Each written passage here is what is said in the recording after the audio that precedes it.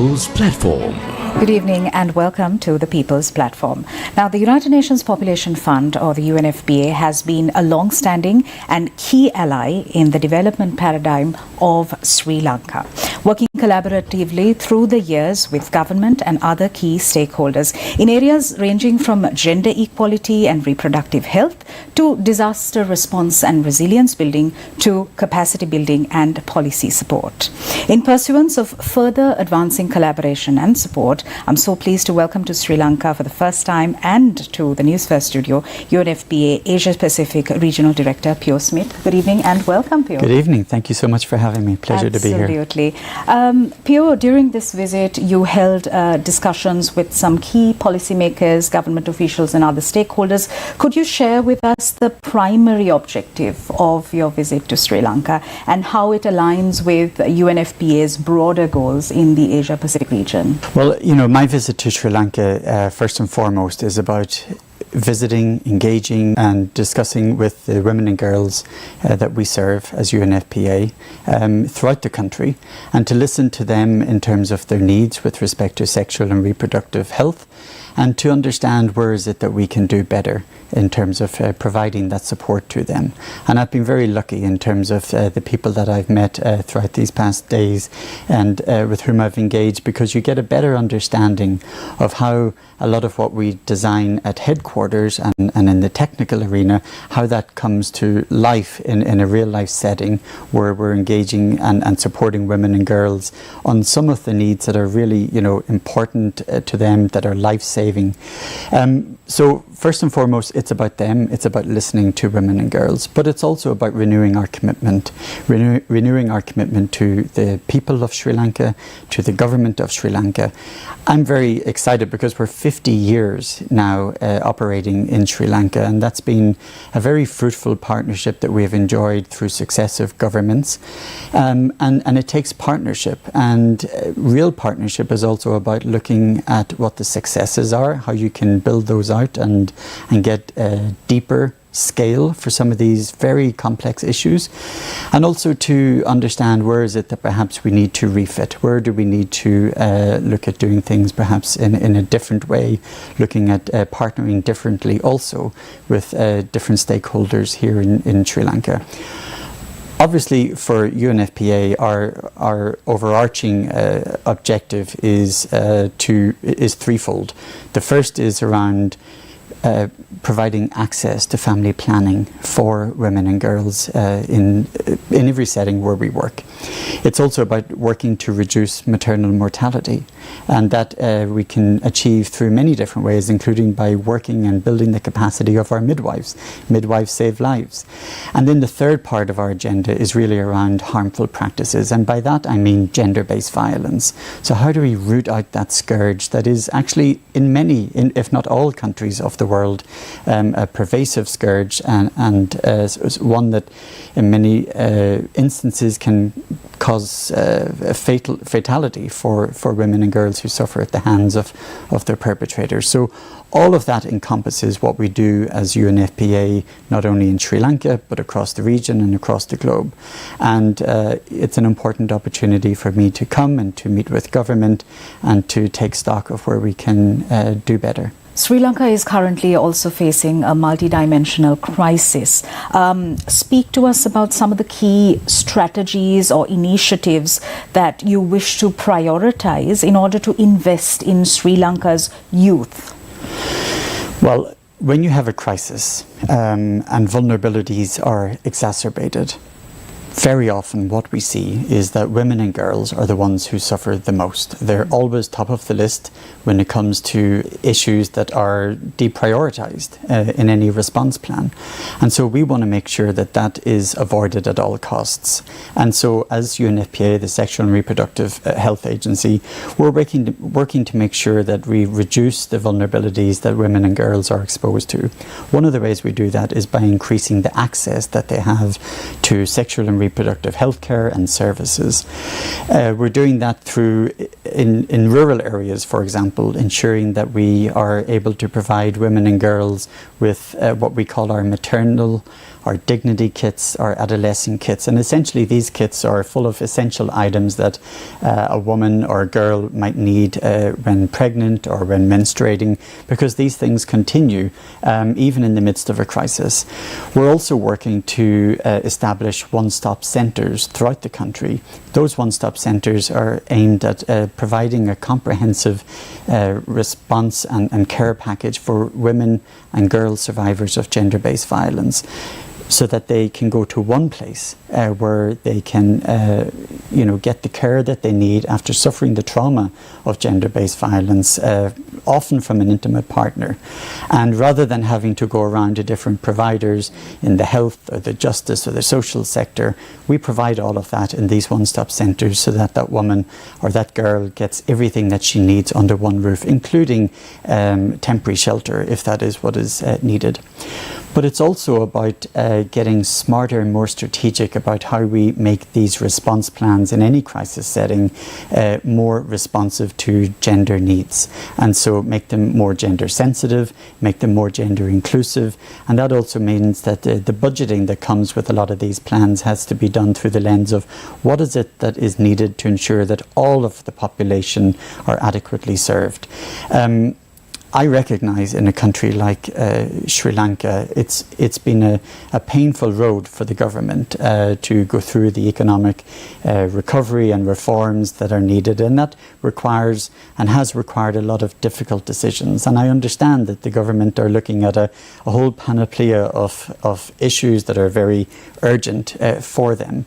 And my message to government has been to ensure that as you do that, as you navigate that economic recovery and reform process, that women and girls are not left to the side, that those who bear the brunt of this vulnerability, of this crisis, that they are the ones who we always keep front and centre, because then you get an equitable response to the crisis. And we're very proud and pleased to be working with the government of Sri Lanka, along with many other partners, to make sure that we achieve just that. Pio, when it comes to matters such as gender-based violence, oftentimes many of the stakeholders adopt a reactive approach as opposed to a preventative approach. How important is it for us to invest in the preventative mechanisms as well?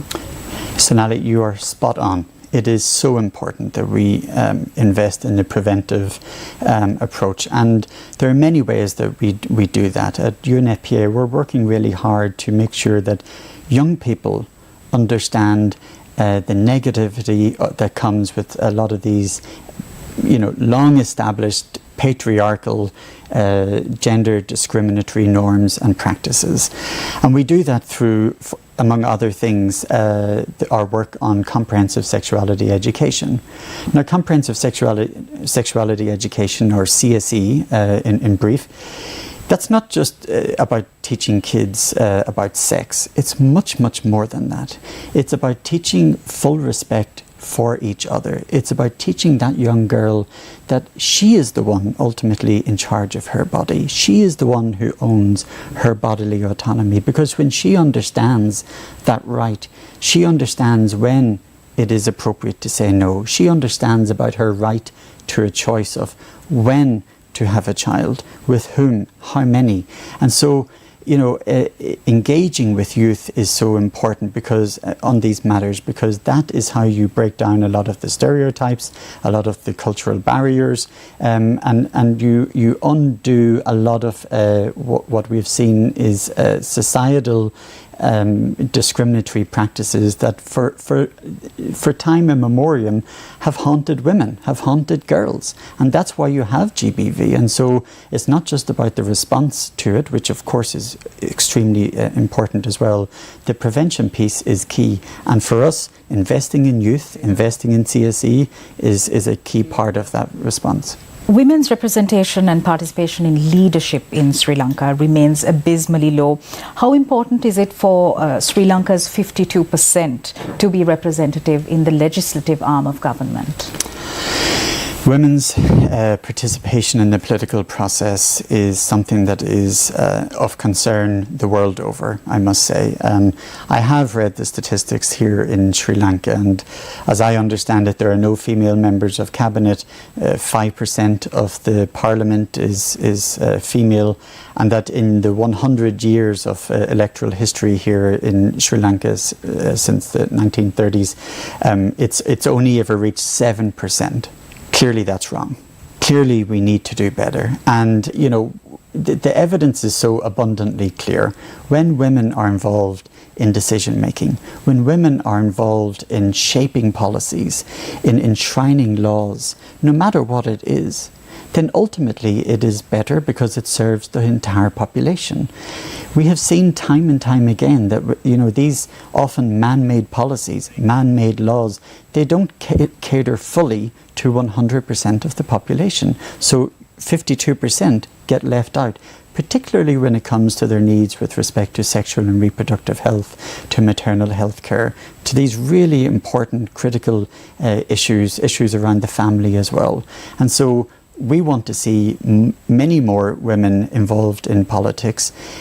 And there's a role here for many people to play. There's a role for political parties to help create that space, to make sure that there is a minimum threshold in terms of the behaviour that is expected of our politicians, one that is open to to gender inclusivity, one that respects the voices of everybody in Sri Lanka and their right to come to the table and to help shape a Sri Lanka that is for everybody.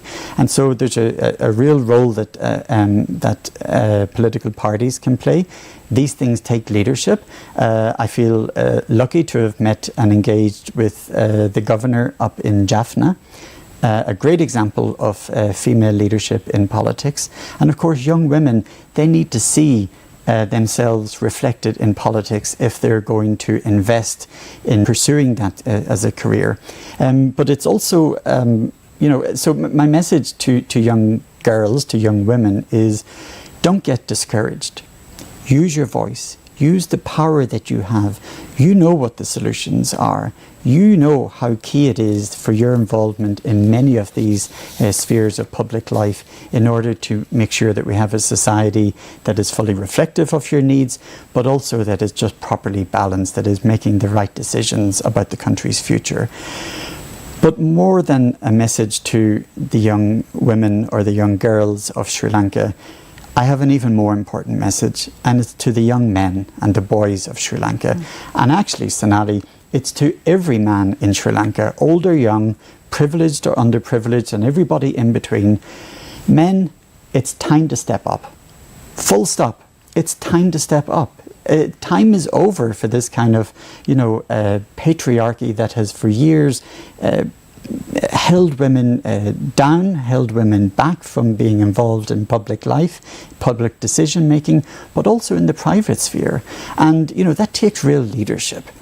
That takes real leadership to be able to call out instances of gender discrimination, to have enough foresight and confidence in yourself as a man to see that in the workplace, this rule doesn't work for our female colleagues, and we need to change that. So that's what I want to see as Sri Lanka. But it's not just for Sri Lanka, it's actually my own country, Ireland. It's for every country in the world. Men need to do a better job at stepping up and calling out these discriminatory practices that have for too long dominated the discourse. On that aspirational note, we're going for a short commercial break. We'll be right back. The People's Platform. Sri Lanka. පාසල් cricket වංශ කතාවේ අලු බඳුන සුලෝහිතයින්ගේ 94 වැනි අභිමානවත් සංග්‍රාමයට සියල්ල සූදානම්. මේක තමයි Big Match එක.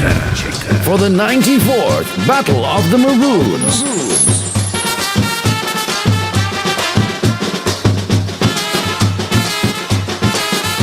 The Bhagavad Gita is a scripture that is scientific and universal, which means it's meant for all humans across the globe. In person, Bhagavad Gita lecture by Sunandaji on the 2nd to the 6th of March 2024 from 6:45 p.m. to 8 p.m. at the Buddhist Cultural Center near Tumula Junction, Colombo 5. Registration and details vedantacolombo.org or contact 076-279-6113. Media sponsors TV1, Sirasa TV, Shakti TV and Newsfirst.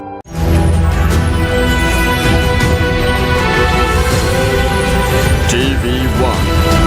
TV for life. Navy entrusted with safeguarding Sri Lanka's oceanic territories, says President at fleet inspection. Agreements signed for Indian energy projects in 3 islands in the north. Motorcycle gunmen target man in Ahungalla. Police officer apologizes to civilians in court for the 2nd time in 2 weeks.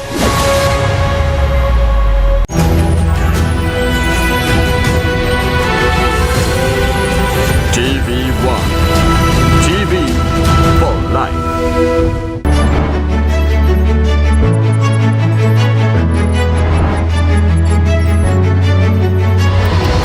The People's Platform. Welcome back to the People's Platform. I'm in conversation with UNFPA Asia Pacific Regional Director Pio Smith. Pio, shifting gears, speak to us about how the UNFPA integrates climate action into its mandate and what measures the UNFPA is undertaking to mitigate the risks associated with climate change for communities in Sri Lanka. Thank you, Sonali, for that question, because of course climate change is something that should be of concern to all of us. No matter what our station is in life, it is real and it is happening, and we need to take urgent action now and support the work of the Secretary General in trying to get a broader partnership with more urgent, decisive action to address these challenges. Now, here in the Asia Pacific region, it is an area where there is an acute vulnerability towards climate and climate-induced events.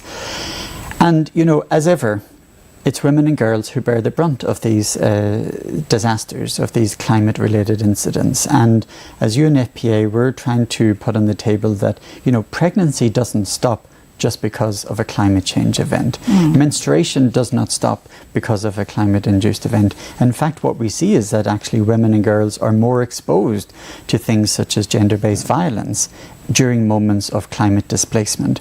So we work in some key areas with respect to the climate response. The first is ensuring access, that women and girls continue to have the life-saving access to sexual and reproductive and maternal healthcare needs, and that also they're able to, no matter where they're stationed, no matter where they're located in the country, should it be in the deep rural areas, that we're able to provide facilities that allow for safe birth, that allow for continuity of a provision of postnatal care, and that also the child is safe in those very delicate moments as well.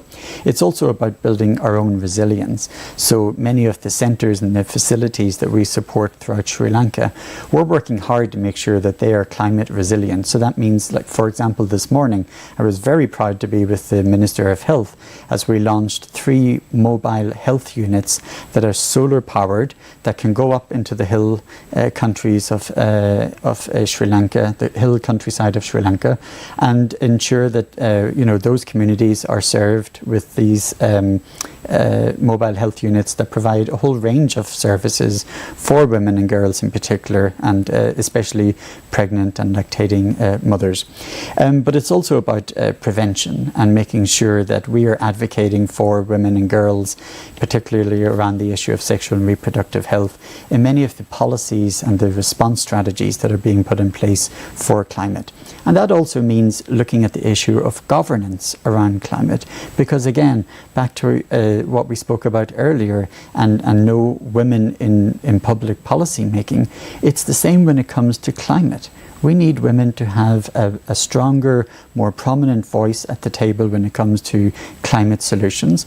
And the final thing is really pushing hard for all partners, but particularly those involved in the financing of climate solutions, that they are putting in place gender-sensitive, gender-responsive budgeting, because then we have an equitable solution and response to this climate change reality that we're all facing.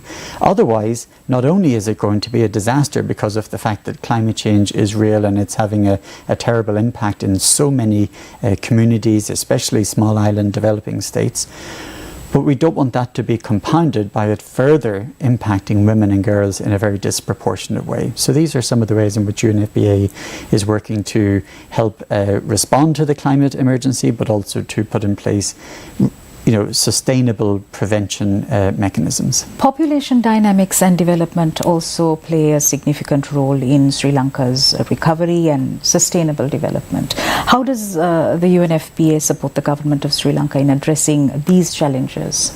Great question. Thank you, Sonali.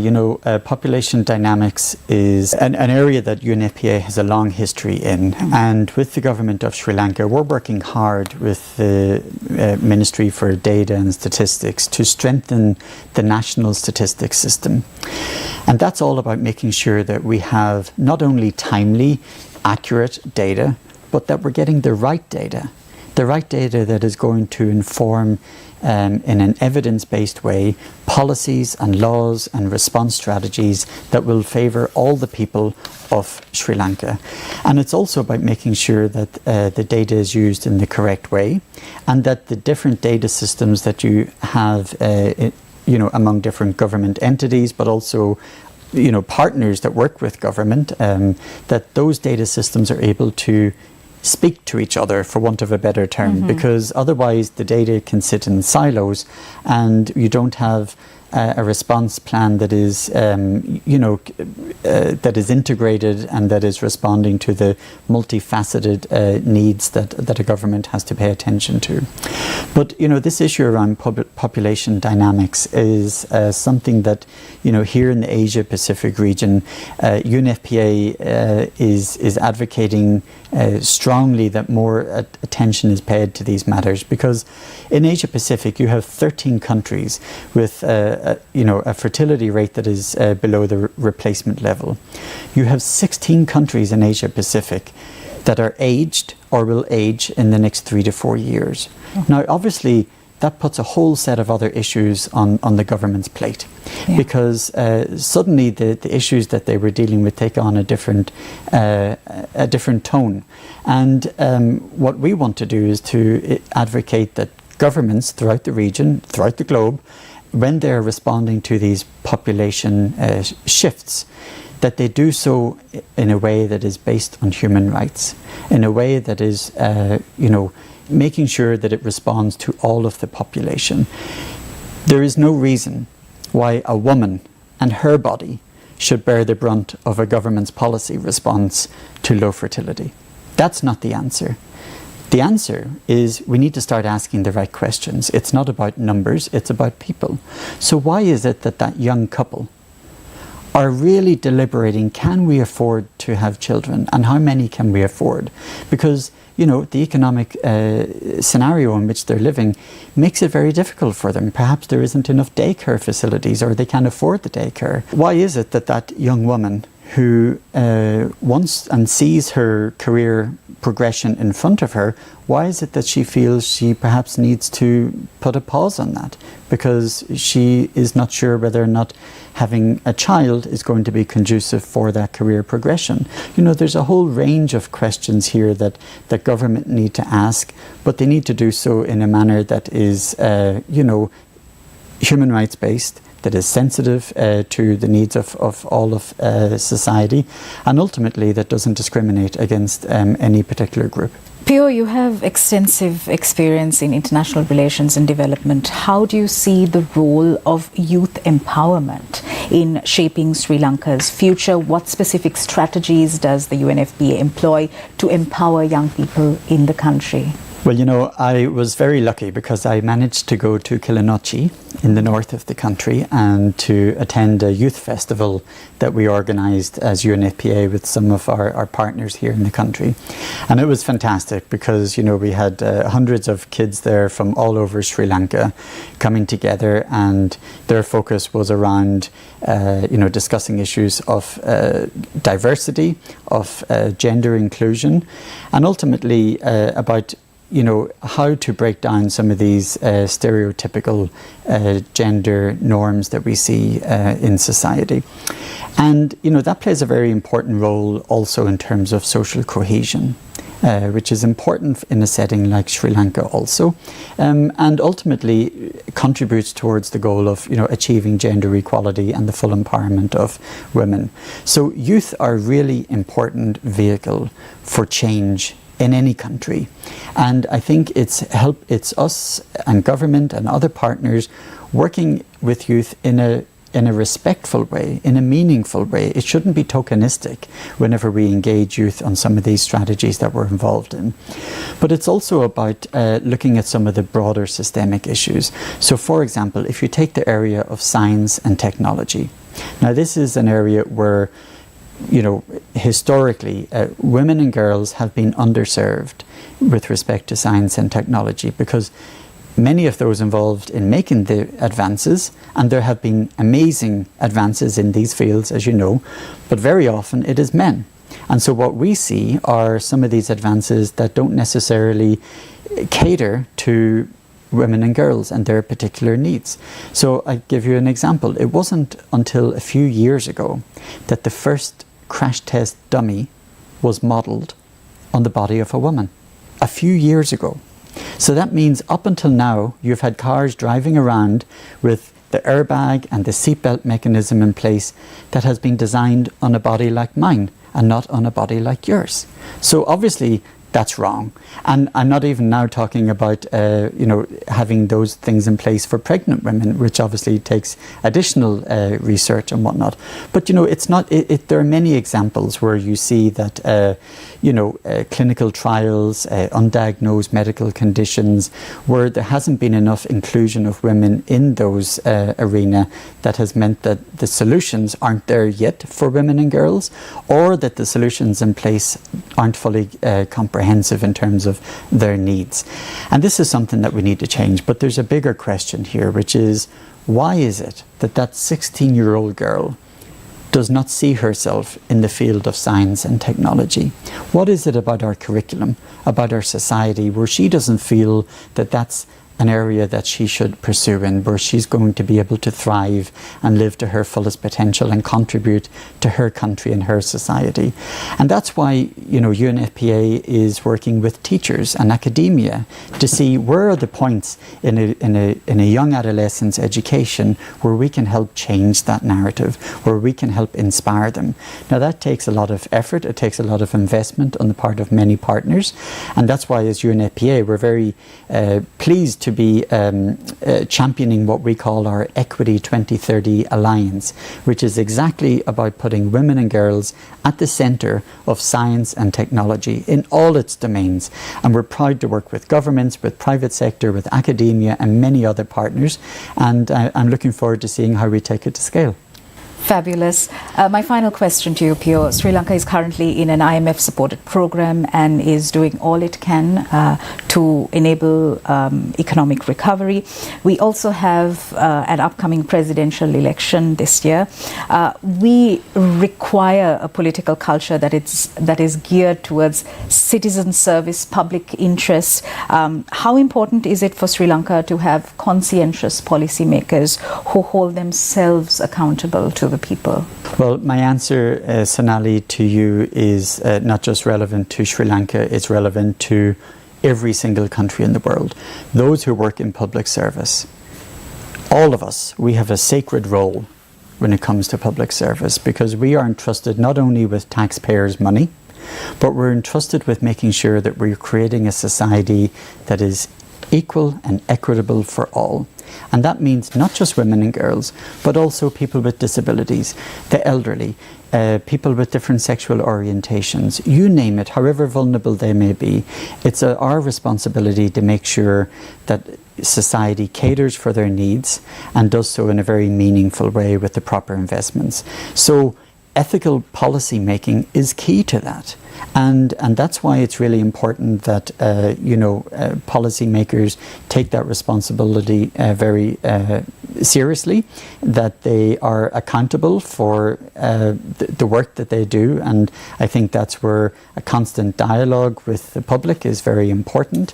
Consultation is always very beneficial, but it's not just for national policymakers. It's for institutions like mine at the United Nations. We cannot be here working in Sri Lanka if we're not accountable to the people we work with. And that's why one of my first duties here was to not meet with government, but it's to meet with the women and girls that we're supposed to serve. But it's many other partners in the media also have a very critical role in making sure that we're asking the right questions, we're holding the right people accountable for the work that they're doing and the policies that they're enacting, but also to make sure that you're giving a platform for all voices in Sri Lanka. That's really critical. And so, it takes many hands to lift this very heavy a balloon of sustainable development and equitable progress for all, and all within the realm of fully respecting human rights for everybody. Because it's only when we do it together, holding hands as equal partners, that we can hope to achieve that measure of success. Pure Smith, this has been most comprehensive. Thank you very much. Thank you so much for having me. Thank you for watching us. Good night.